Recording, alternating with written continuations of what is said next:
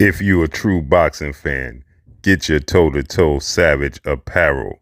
Go to toe-to-toe-savage.com and get your toe-to-toe Savage apparel. It is epic, as you see here. I wear toe-to-toe Savage apparel on a day-to-day basis, going to the gym, going to the boxing gym, or wherever. It just makes you feel like a gorilla. Get your toe-to-toe Savage. What's good, YouTube? It's your boy, Blue Blood Sports TV, and I'm back at y'all with another one. So as you can see, the Dream, the undefeated two-division world champion, former undisputed lightweight, former WBC junior welterweight, now welterweight title contender, Devin the Dream Haney, superstar boxer who has 32 wins, no loss, no draw, 15 wins by way of knockout, has what many deem to be a massive muscle gain. When the truth and the reality is, it's not have a massive muscle gain. It's just that Devin Haney doesn't have to cut all the way down to 135 and 140. As he stated, he was struggling and literally physically hurting his body to try to make the weight. Now he's at his natural weight of 147. And as you see in these photos, Devin Haney, he states that he believes he'll be able to absorb a punch a lot better. His punch resistance will be a lot better. And he'll be able to punch a lot better. He'll have more power. Going into his highly anticipated showdown with the best welterweight in the world, knockout artist, highlight reel, undefeated WBO welterweight world champion, Brian Norman Jr., who is 28 wins, no loss, no draw, 22 wins by way of knockout. Brian Norman Jr.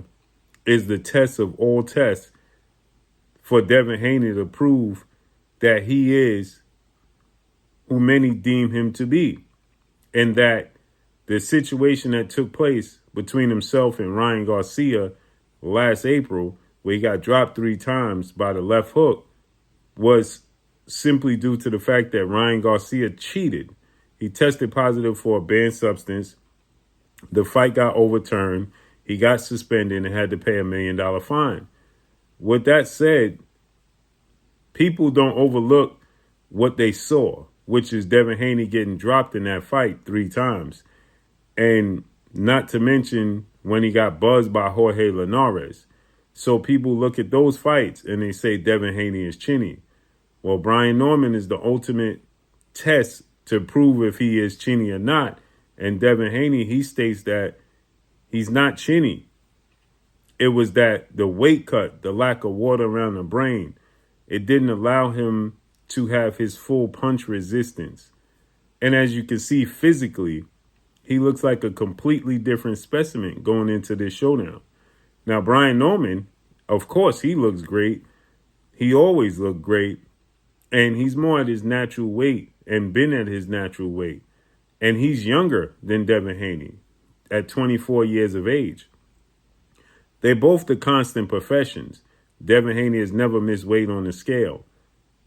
But I believe that Devin Haney is now going to compete at the weight he's supposed to be at now. He achieved what he was looking to achieve, becoming a multi-division world champion. And now he's at the weight that he should be at. And Brian Norman is at the weight he, I believe, should be at. Now, many people could say Brian Norman can move up to 54, but I think that Brian Norman is where he should be. But people look at this and they say Devin Haney is adding way too much muscle. And what people don't realize is he's not adding muscle at all whatsoever. He's just not cutting his muscle to go down to 135 and 140. So you're seeing him at his natural build, which people stated for years that he was a weight bully at 135 and 140 and not fighting guys his size.